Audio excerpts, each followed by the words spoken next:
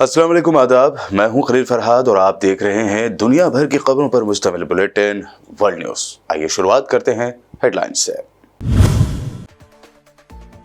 Syria में बागियों की मुसलसल पेशकदमी जारी। एक और अहम शहर हमा के मजीद इलाकों पर बनाया कंट्रोल। रूसी और सीरियन एयरफोर्स की मुसलसल बमबारी से मुतअद्दिद हलाकतें। इसराइल ने हिजबुल्लाह के अहम रहनुमा सलमान जुमा को शहीद करने का किया दावा। इसराइली डिफेंस मिनिस्टर ने कहा, जंगबंदी हुई नाकाम तो हिजबुल्लाह और लेबनान हुकूमत में नहीं करेंगे कोई फर्क। पाकिस्तान के साबिक वज़ीर आज़म इमरान खान की बढ़ी मुश्किलें। दर्ज किया गया कत्ल का केस। जुल्फ़िकार भुट्टो के बाद कत्ल का मुकदमा दर्ज होने वाले बने दूसरे पाकिस्तानी वज़ीर आज़म।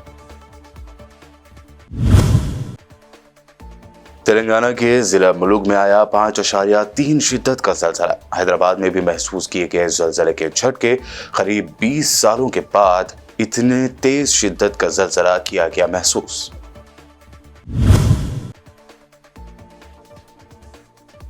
गोल्डन टेम्पल में फिर चली गोली। पंजाब के साबिक डिप्टी सीएम सुखबीर बादल पर खालिस्तानी हामी शख्स ने कर दी फायरिंग। बाल बाल बचे बादल।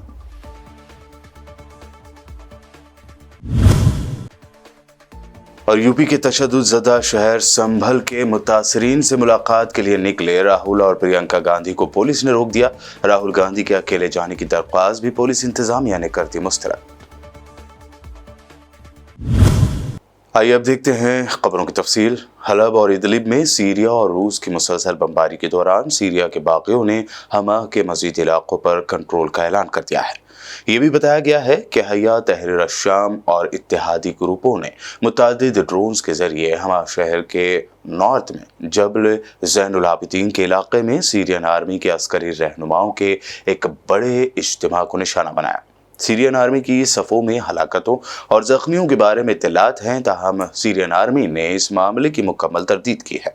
दूसरी जानिब सीरियन रशियन तैयारों ने हलब और इदलिब के इलाकों पर कई फिज़ाई हमले किए हैं।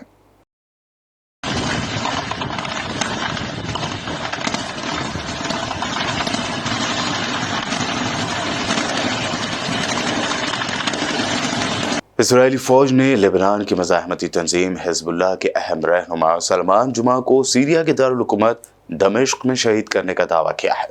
गैर मुल्की खबर रसा इदारे के मुताबिक इसराइली फौज ने दमिश्क में हिजबुल्लाह के अहम रहनुमा सलमान जुमा की शहादत का दावा किया है।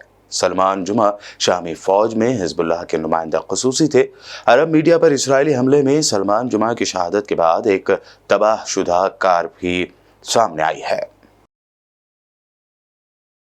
Israeli defence minister Israel cars ने लेबनानी हुकूमत को धमकी देते हुए कहा है कि अगर जंगबंदी नाकाम होती है तो इसराइल हिजबुल्लाह और लेबनानी रियासत में फ़र्क नहीं करेगा। इसराइल कार्स ने कहा कि जंगबंदी मुआहदे के मुकम्मल निफाज के लिए पूरी क़ुव्वत का इस्तेमाल करेंगे और इस हवाले से कोई नरमी दिखाई नहीं जाएगी।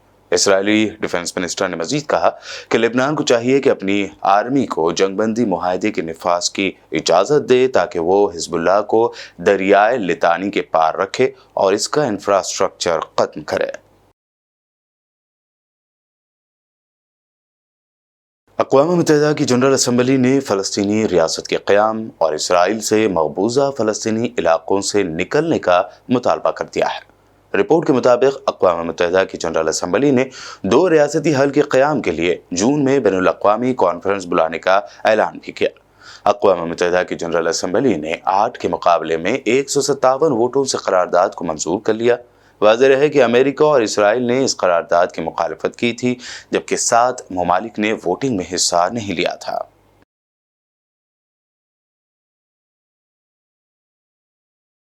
द यूरोपी फॉर यरूशलेम फाउंडेशन ने दावा किया है कि इसराइली फौज ने गुज़िश्ता नवंबर के महीने में अल-कुद्स शहर में इंसानी हुकूक की 652 खिलाफ वर्जियां रिकॉर्ड की गई। इन खिलाफ वर्जियों में सबसे आगे दरअंदाजी और छापों की तादाद के खिलाफ वर्जियों का 55% है, जबकि गिरफ्तारियों के वाक़यात का तनासुब करीब 10% रहा। तंजीम ने अपनी मंथली रिपोर्ट में बताया कि उसने मकबूजा बैतुल मुक़द्दस के पड़ोस में काबिज इसराइली फौज की तरफ से फायरिंग के 35 वाक़यात और डायरेक्ट हमलों के वाक़यात रिकॉर्ड किए हैं। गुज़िश्ता 3 दिनों से फ़लस्तीनियों की हिमायत में वसी पैमाने पर मुज़ाहरे हो रहे हैं। इसी सिलसिले में स्पेन के 50 शहरों समेत दुनिया के कई ममालिक में बड़े पैमाने पर मुज़ाहरे हुए। इसी ताल्लुक से मैड्रिड में सबसे बड़े मुज़ाहरे का इनेकाद किया गया, जिसमें मुज़ाहिरीन नस्ल कुशी के खात्मे और फौरी जंगबंदी का मुतालबा कर रहे थे। दुनिया के 35 मुल्कों के 15,000 हुनरमंदों ने एक मुश्तरका बयान पर दस्तखत करके आलमी बरादरी से जंग के खात्मे और फ़लस्तीन में एक आज़ाद व खुद मुख्तार हुकूमत की तश्कील का मुतालबा किया है।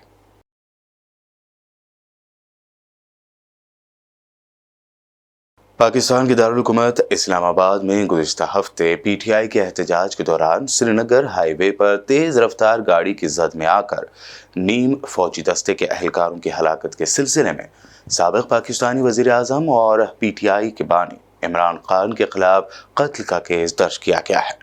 पाकिस्तान तहरीक इंसाफ यानी PTI ने इस एहतजाज को हतमी कॉल का नाम दिया था, जो 26 नवंबर को इस्लामाबाद के टी चौक पर हुआ। इमरान खान मुख्तलिफ केसेस के सिलसिले में गुज़िश्ता कई महीनों से अटियाला जेल में कैद है और साबिक़ PM जुल्फ़िकार अली भुट्टो के बाद अब वो पाकिस्तान के ऐसे दूसरे साबिक़ प्राइम मिनिस्टर बन गए हैं जिन पर कत्ल का मुकदमा दर्ज किया गया है। साउथ कोरिया के सदर योन सिक योल ने मुल्क में इमरजेंसी मार्शल लॉ नाफिज किया था, जिसे उन्होंने 6 घंटे के बाद मनसूख कर दिया है। सदर ने कौम से खिताब करते हुए कहा कि काबीना का इजलास जल्द बुलाया जाएगा और पार्लियामेंट में वोटिंग के बाद मार्शल लॉ को भी खत्म कर दिया जाएगा। जराये के मुताबिक साउथ कोरिया की कैबिनेट और कौमी असम्बली ने मार्शल लॉ खत्म करने की मंजूरी दे दी, जिसके बाद अब यहाँ पर हो रही रस्साकशी का दौर खत्म हो गया है। इससे पहले कई मकामात पर सिक्योरिटी फोर्स और अवाम के दरमियान एहतजाज के दौरान झड़पों की खबर सामने आई थी।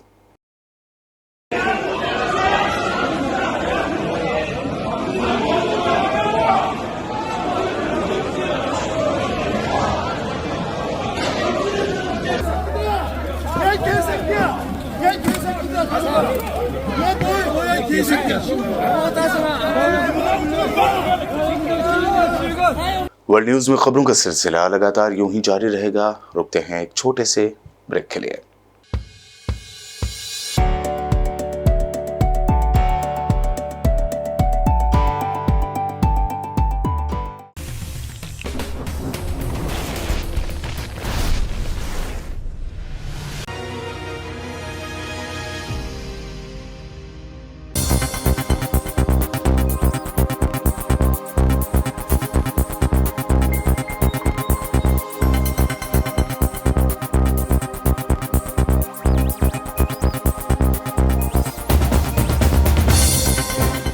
ब्रेक के बाद आगे बढ़ते हैं और अब देखते हैं अहम नेशनल न्यूज़। आज रियासत तेलंगाना में सुबह 7:27 पर 5.3 शिद्दत के ज़लज़ले ने खौफ की लहर दौड़ा थी। नेशनल सिस्मोलॉजिकल सेंटर के मुताबिक तेलंगाना के ज़िला मुलुगु में ये ज़लज़ला आया, जिसके झटके हैदराबाद में भी महसूस किए गए। इसका मरकज़ ज़मीन से 40 किलोमीटर गहराई में था। ज़लज़ले के इस झटके को महाराष्ट्र और छत्तीसगढ़ के कुछ इलाकों में भी महसूस किए जाने की खबर है। ज़लज़ले की वजह से किसी किस्म की जानी व माली बड़े नुकसान की इत्तला सामने नहीं आई है। ज़लज़ले का झटका इतना तेज़ था कि लोग जान बचाने के लिए अपने घरों से बाहर निकल आए। मकामी लोगों का कहना है कि ज़मीन थोड़ी देर तक हिलती रही, जिसे उन्होंने महसूस भी किया। कुर्सी पर बैठे लोग नीचे गिर गए। बताया यह भी जा रहा है कि गुज़िश्ता 20 सालों में पहली मरतबा तेलंगाना में इस तरह का ताकतवर ज़लज़ला आया है। ज़लज़ले के आने के वक्त CCTV में इसके मनाज़िर रिकॉर्ड हुए हैं।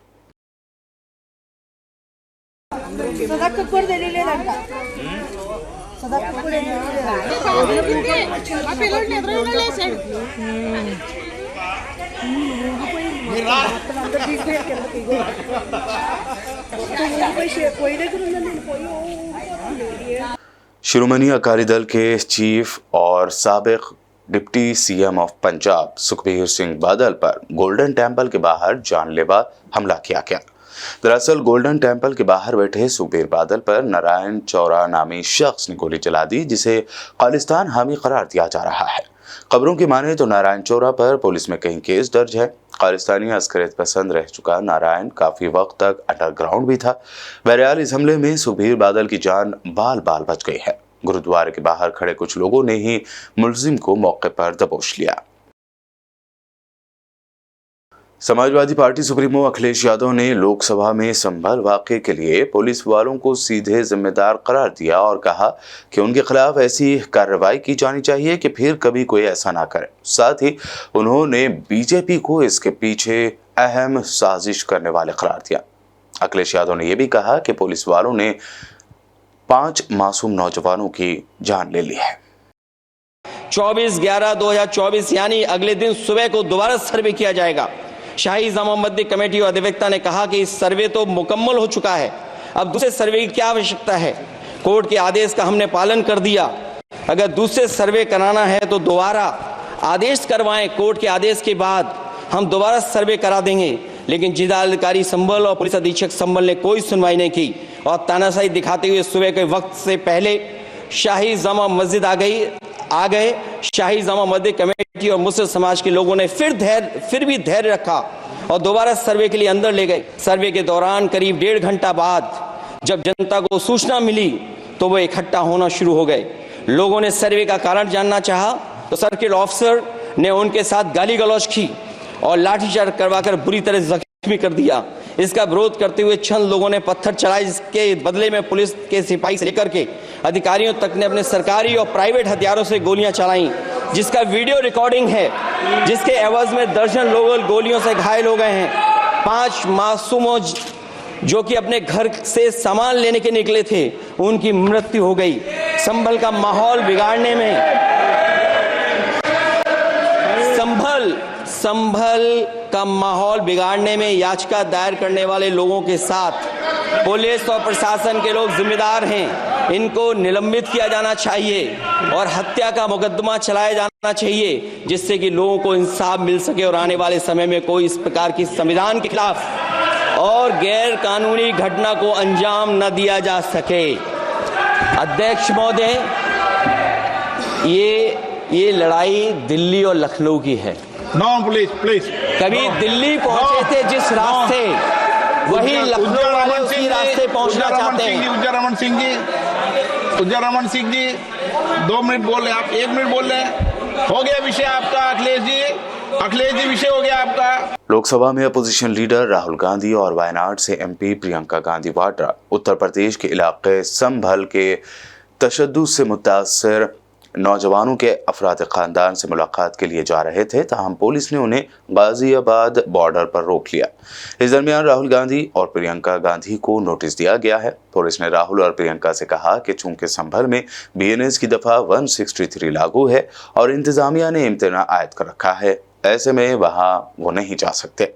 राहुल गांधी ने पुलिस से दरख्वास्त भी की कि कम से कम उन्हें अकेले संभल जाने दे। अगर आप नहीं चाहते कि मैं अपनी गाड़ी में जाऊं तो आप अपनी गाड़ी में लेकर चलिए। हालांकि पुलिस ने अभी तक इसकी परमिशन नहीं दी है।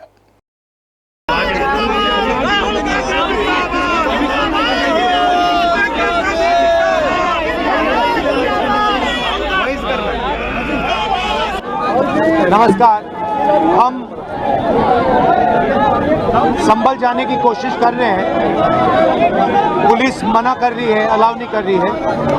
एज LOP मेरा अधिकार बनता है कि मैं जा सकता हूं, मगर तब भी वो मुझे रोक रहे हैं।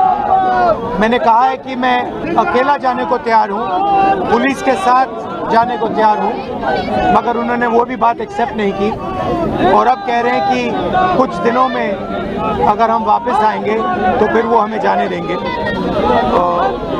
ये एक्चुअली जो LOP के अधिकार हैं उसके खिलाफ है। मुझे अलाउ करना चाहिए। कॉन्स्टिट्यूशन है ना, हम तुम्हारे साथ, ये कॉन्स्टिट्यूशन के खिलाफ है। हम सिर्फ संभल जाना चाहते हैं, देखना चाहते हैं वहाँ क्या हुआ, लोगों से मिलना चाहते हैं, मगर हमारा जो कॉन्स्टिट्यूशनल अधिकार है, मेरा जो कॉन्स्टिट्यूशनल अधिकार है, उसको मुझे दिया नहीं जा रहा है। तो यही है नया हिंदुस्तान है, कॉन्स्टिट्यूशन को ख़त्म करने का हिंदुस्तान है, अंबेडकर जी के कॉन्स्टिट्यूशन को ख़त्म करने का हिंदुस्तान है। अगर हम लड़ते रहेंगे। धन्यवाद। देखिए, जो संभल में हुआ है वो गलत है। राहुल जी नेता प्रतिपक्ष हैं, उनके संवैधानिक अधिकार होते हैं, वो बाकी लोगों से अलग होते हैं, उनको रोका नहीं जा सकता इस तरह से। उनका संवैधानिक पद है, संवैधानिक अधिकार है कि उनको अलाउ किया जाए कि वो पीड़ितों से मिलने जाएं। उन्होंने ये भी कहा कि मैं अकेला चले जाऊंगा, यूपी की पुलिस के साथ मैं अकेला चले जाऊंगा, मुझे अकेला ले जाइए। वो भी करने के लिए तैयार नहीं है। पुलिस वालों के पास कोई जवाब नहीं है। शायद उत्तर प्रदेश की स्थिति क्या ये है कि आप इतना भी नहीं संभाल सकते, तो फिर आप इतना गर्व से क्यों कहते हैं कि लॉ एंड ऑर्डर आपने संभाल रखा है UP? BJP leader Devendra Fadnavis के महाराष्ट्र के सीएम के तौर पर मोहर लग गई है। आज हुई महायुति की अहम मीटिंग में इस बात का फैसला लिया गया। इस मीटिंग में एकनाथ शिंदे और अजित पवार को महाराष्ट्र का डिप्टी सीएम बनाने पर भी इत्तेफाक जाहिर किया गया है। इस फैसले के बाद अब देवेंद्र फडणवीस अपने हामी एमएलएज के नामों के साथ महाराष्ट्र के गवर्नर से मिलकर हुकूमत बनाने का दावा पेश कर रहे हैं। खबर है कि महाराष्ट्र के आज़ाद मैदान में 5 दिसंबर को हलफ बर्दारी तकरीब मुनक्कद की जाएगी, जिसमें सीनियर बीजेपी लीडर्स मौजूद रहेंगे। कांग्रेस के राज्यसभा रुकन नासिर हुसैन ने ऐवान में पूछा कि बीजेपी ये बताए कि नरेंद्र मोदी अडानी ग्रुप के बिजनेस प्रमोटर हैं या ब्रांड एम्बेसडर। वो जिस भी मुल्क जाते हैं वहां अडानी ग्रुप को कॉन्ट्रैक्ट मिल जाता है। सारे पूरा हिंदुस्तान जानना चाहता है कि प्रधानमंत्री पूरी दुनिया भर में घूमते हैं, क्या हमारी देश के ब्रांड एम्बेसडर हैं या अदानी ग्रुप ऑफ कंपनीज के बिजनेस प्रमोटर हैं, ये जानना चाहते हैं हमारे। मैं आपको बता देना चाहता हूँ, मोदी जी बांग्लादेश जाते हैं, वहाँ अदानी को कॉन्ट्रैक्ट मिलता है। मलेशिया में जाते हैं, वहाँ कॉन्ट्रैक्ट मिलता है। इजराइल, सिंगापुर, नेपाल, तंजानिया जाते हैं, वहाँ कॉन्ट्रैक्ट मिलते हैं। श्रीलंका में तो सीनियर अधिकारी ने पार्लियामेंट्री पैनल को कहा कि हमारे देश के प्रधानमंत्री उनके प्रेसिडेंट को फोन करके रिकमेंडेशन करने का काम किया था। ये बात और है कि उसको फोन करके वापस लेना दिया गया है। कांग्रेस लीडर प्रमोद तिवारी ने आज राज्यसभा में डिप्टी स्पीकर से दरख्वास्त की कि वो बीजेपी हुकूमत से कहे कि किसानों से किए गए वादों को पूरा करे। साथ ही उन्होंने बीजेपी सरकार को किसानों की दुश्मन भी करार दिया। प्रमोद तिवारी 1 मिनट। सर, धरती का भगवान अन्नदाता, उसके ऊपर लाठियां चल रही हैं। उससे जो वादा न्यूनतम समर्थन मूल्य का किया गया था वो नहीं पूरा हुआ। उससे जो कहा गया था देने के लिए कुछ नहीं किया गया। ये सरकार किसानों की दुश्मन है और हमारी आवाज को किसानों, अच्छा ठीक है न्यूनतम समर्थन मूल्य दे और आज हमारी आवाज को तो ऊपर से संवैधानिक पदों पर बैठे हुए लोग भी बल दे रहे हैं। सर, हम आपको धन्यवाद देते हैं कि आपने हमारी आवाज को उठाया है, इसके लिए हम कृतज्ञता अर्पित करते हैं। पर इस सरकार को निर्देश दीजिए कि ये जो वायदे किए थे वो पूरा करें, खास तौर से न्यूनतम समर्थन मूल्य के लिए। हम इनसे जवाब चाहते हैं। जो 700 किसान शहीद हुए, डॉक्टर अशोक कुमार। और अब आखिर में हेडलाइंस पर डालते हैं एक और नजर। सीरिया में बागियों की मुसलसल पेशकदमी जारी। एक और अहम शहर हमा के मजीद इलाकों पर बनाया कंट्रोल। रूसी और सीरियन एयरफोर्स की मुसलसल बमबारी से मुतअद्दिद हलाकतें। इसराइल ने हिजबुल्लाह के अहम रहनुमा सलमान जुमा को शहीद करने का किया दावा। इसराइली डिफेंस मिनिस्टर ने कहा, जंगबंदी हुई नाकाम तो हिजबुल्लाह और लेबनान हुकूमत में नहीं करेंगे कोई फर्क। पाकिस्तान के साबिक वज़ीर आज़म इमरान खान की बढ़ी मुश्किलें। दर्ज किया गया कत्ल का केस। जुल्फ़िकार भुट्टो के बाद कत्ल का मुकदमा दर्ज होने वाले बने दूसरे पाकिस्तानी वज़ीर आज़म। तेलंगाना के जिला मुलुग में आया 5.3 शिद्दत का ज़लज़ला। हैदराबाद में भी महसूस किए गए ज़लज़ले के झटके। करीब 20 सालों के बाद इतने तेज शिद्दत का ज़लज़ला किया गया महसूस।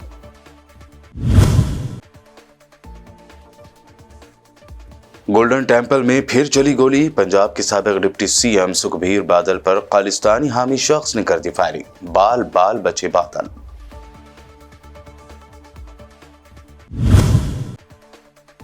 और यूपी के तशद्दुद शहर संभल के मुतासरीन से मुलाकात के लिए निकले राहुल और प्रियंका गांधी को पुलिस ने रोक दिया। राहुल गांधी के अकेले जाने की दरख्वास्त भी पुलिस इंतजामिया ने कर दी मुस्तरद। वर्ल्ड न्यूज में अभी आपने देखी अब तक की अहम नेशनल व इंटरनेशनल न्यूज। मज़ीद ताज़ा तरीन अपडेट्स और दिलचस्प प्रोग्राम्स के लिए देखते रहिए BBN चैनल।